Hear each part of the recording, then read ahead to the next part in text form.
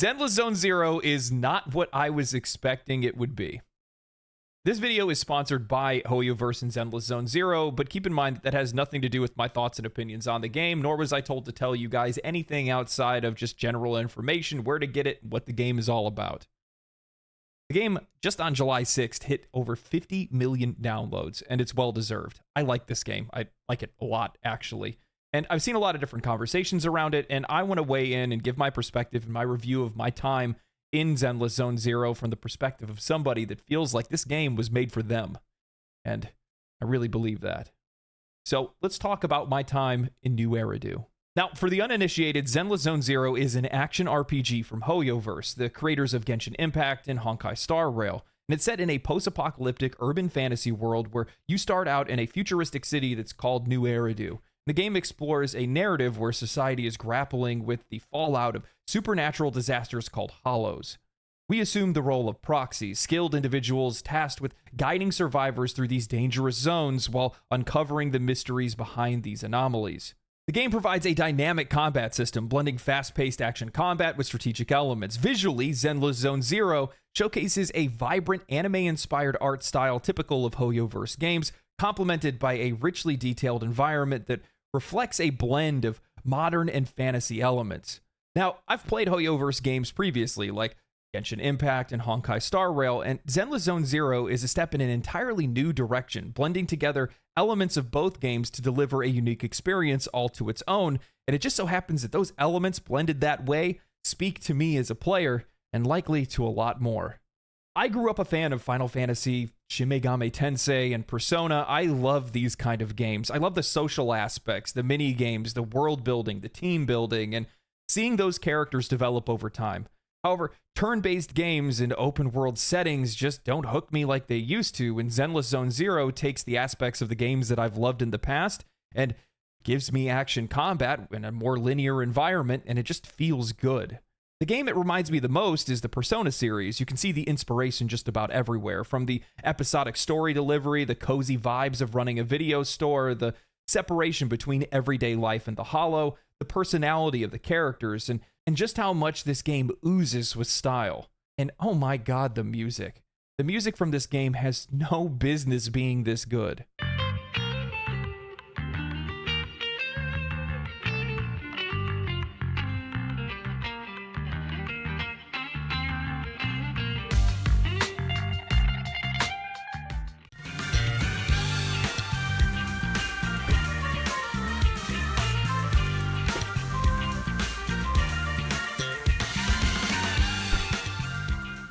Now, if you've watched me for any length of time in the past, you likely know that music is one of my greatest weaknesses, and it speaks to everybody differently. That's the most beautiful thing about it. And the sheer amount of different scores and genres on display in Zenless Zone Zero is absolutely mind-boggling. I was actually listening to it as I prepared for this video because some of the music is just that good.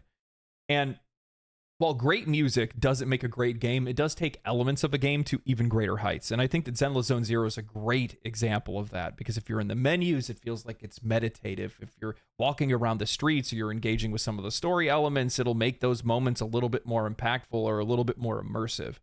If you're in combat, it feels like a rhythm game at times.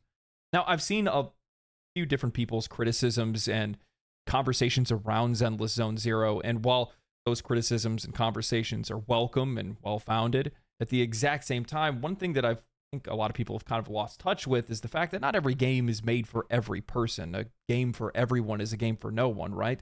Goes back to Helldivers 2.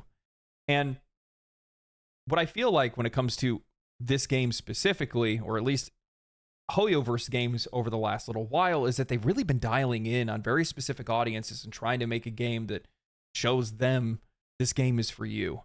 And Zenless Zone Zero and the people this game is made for, the game is absolutely lights out.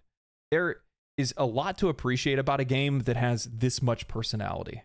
Now, I've always loved anime aesthetics in video games. I'm a big fan of the Tales of games. The mashup of character designs here is wild, and I feel like a lot of the inspiration for the art direction was taken straight from Kazuki Nakashima, the author for Kill la Kill and Gurren Lagann. I can't be the only one that sees Kamina and Anton. Each character's design, personality, the toolkits that they have, they're all unique to themselves. The voice acting is absolutely top-notch, and the game blends between these cutscenes and in-game conversations and manga-esque panel art, and it only continues to breathe more life into these characters. Now, at the point of writing this, I was about 20 hours in. By the time this video goes out, I'll probably be 30 hours in, and with story and the character development in mind, I think what I've grown to appreciate the most about this game is how episodic it feels when you're playing early on. While some may be tempted to try to burn through the game in one sitting, every time I hopped on just to play the game for a couple of hours, each new story beat, whether it was a main story or character story like Soldier 11's, felt like they had a strong beginning and end that urged you to take a break and do other things or just walk away from the game a bit, returning later for the next episode. Now, I mentioned earlier how I believe Hoyoverse had an audience in mind when it comes to this game, and I view it as them perfecting their formula, dialing in on the needs of all audiences, as many in the industry scramble to replicate and iterate on the successes of games like Genshin Impact.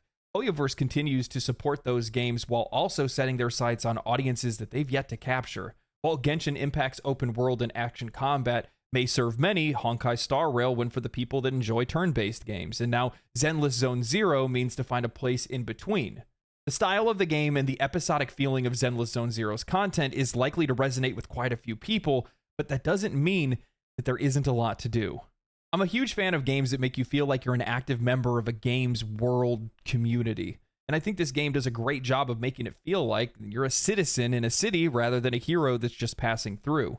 You chat with people around town and complete side objectives. You help a robotic cat security officer investigate strange reportings around town. You pet cats and take pictures of them. You go and play games at the arcade. You hang out with characters that you've met. You grab a bowl of ramen or a cup of coffee.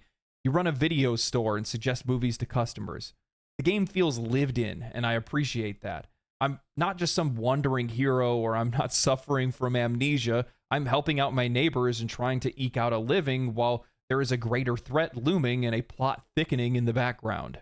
I've played countless games where the stakes were maxed out from the very beginning. There was an apocalyptic event. My heart was stolen by a dragon, literally. I was infected with brain worms or something like that.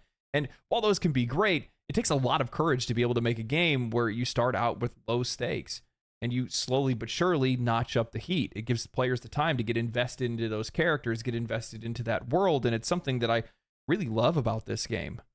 Now, that isn't to say that I'm absolutely in love with all of the pacing, and we'll get into that, but with that said, it does give you the breathing room to be able to take the time to understand the characters, understand the story, the world, get used to the systems, the combat, and if you've played games like this in the past, oh boy, there's a lot.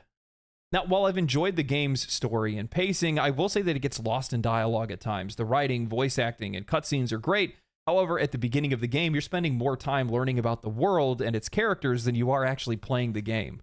What's frustrating at times is that both the story and gameplay are great, but their imbalance left me feeling impatient at times, as I just wanted to get back out and start fighting some monsters and exploring the game's various systems, to which there are a lot of.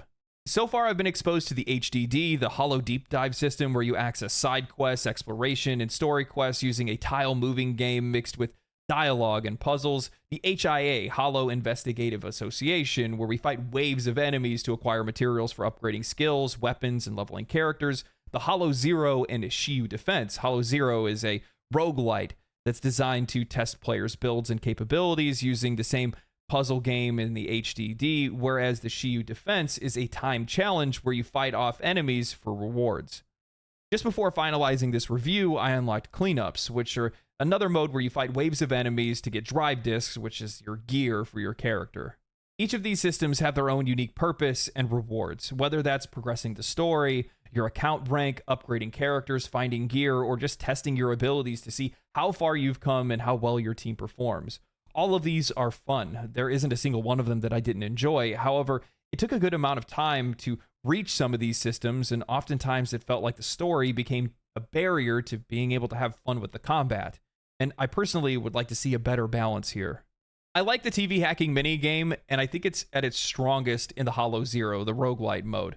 However, in story missions specifically, it tends to bog down story progression and doesn't allow it to flow freely. Hoyoverse crushes it when it comes to the panel art, and the cutscenes, and the voice acting, and the music, and a lot of that would be better put to use there. Now, that's not to say that I haven't had fun with it. There was one where I controlled a giant robot, another one where I had a car mimic my movements, interesting puzzles like that. And while they were fun, at the same time, we're losing out on how beautiful the game's art direction is and how fun the combat is. And the combat's fun. At its core, the combat is fun and fast-paced. In many ways, it reminds me of Final Fantasy XVI, where it's accessible, yet it holds depth. It's the perfect balance between anyone being able to enjoy it while providing a higher skill ceiling for those who want to master it. You juggle between 3 characters at a time, each with their own unique movesets, passives, and fighting styles. All characters have roles like support, attack, and defense. They have their own affinities like ice, lightning, fire, physical, and anomaly, while at the exact same time, they even have their own factions that they belong to, and this is where the hidden layers of depth roll in. When forming a team, you're shown which passives they activate, increasing damage, increasing defense, or doing something more unique. This is both for characters of the same elemental affinity, as well as characters if they belong to the same organization. However, characters of the same organization will have an added benefit, and that's that they have unique assists and combos in combat. If Ben and Kalita are in the same party, for example, he will place his pillar down on the ground for her to hit it and deal additional damage. In combat, we have access to a dodge, basic attack, dash, EX attack, ultimate, and character switch out, each of them with their own additional mechanics. Perfect dodges, dash attacks, held down basic attacks, fully charged EX attacks, held down EX attacks, perfectly timed team parries. All of these things have unique effects and hidden mechanics that allow for a far higher skill ceiling and player expression in the game. Now, I was lucky enough to get Ellen, the Shark Maid, which when I use her, if I hold down my dash attack, it gives her multiple charges of ice, and when she uses her basic attack, she now deals ice damage. These will increase her critical rate. Other attacks, timed and used appropriately, will increase her critical damage. Her perfect parry layers the enemies in frost, building up that affinity on that enemy, causing them to be frozen and then shattered for additional damage. Each button press has different timings and hidden benefits, which ended up driving me to take my time to read their skills, practice them, and figure out how they would work best in what combination with what characters. Now, my current team is Ellen, Grace, and Sokaku. Ellen is my premier damage dealer. Sokaku activates my party's increased ice damage passive, strips enemies' ice resistance, gives attack buffs, and builds up the stun on enemies. And Grace is likely the best elemental application unit in the game. I bring her so she can quickly shock enemies. I freeze them with Ellen or Sokaku, and then destroy them once Ellen is buffed. Learning their attacks, building this team, and then putting it all together was genuinely not something I was expecting from such a casual and cozy game. But it's a layer of complexity that adds a lot of reasons to continue to play it, use other characters, and learn more about them. Overall, Zenless Zone Zero has proven to be a refreshing and unique experience that captures the very essence of what I love about action RPGs. It's a blend of vibrant anime-inspired visuals, engaging combat, and deep narrative elements that come together for a game that feels both familiar and innovative. While the game does have its pacing issues, particularly with lengthy dialogue, the payoff in character development and world building is worth the investment. The variety of gameplay modes, the intricate combat systems, all these things are providing a satisfying depth that has kept me coming back for more.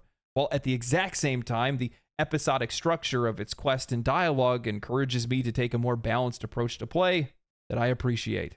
Zenless Zone Zero is a game that manages to blend style and substance, and its initial offerings were well outside of my expectations. There's a lot to learn and a lot to love with this game. I plan on playing more of it. I want to do an in-depth review at one point, so make sure you guys look forward to that. But more than anything, if you guys did enjoy this video, check the description of this video or the pinned comment down below for you guys to download Zenless Zone Zero today. You get a bunch of free pulls as well as a ton of other rewards, and celebrate with everybody else the success of this game. Thank you, HoYoverse, for sponsoring this video, as well as Zenless Zone Zero. Stay cool, stay righteous, stay safe, my friends. Follow me on Twitch, and I'll see you next time.